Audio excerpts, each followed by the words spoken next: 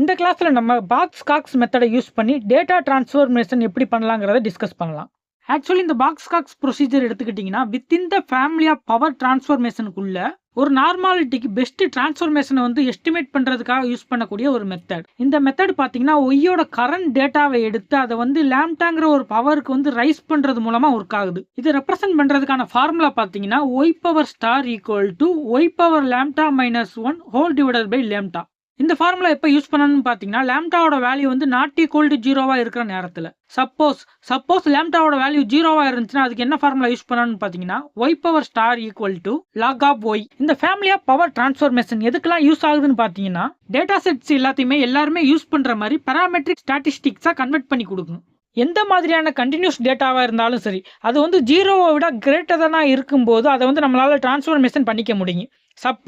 Suppose zero இல்லைன்னா ஜீரோவுக்கு கம்மியாக இருந்துச்சுன்னா அதை நம்மளால் ட்ரான்ஸ்ஃபர் பண்ண முடியாது.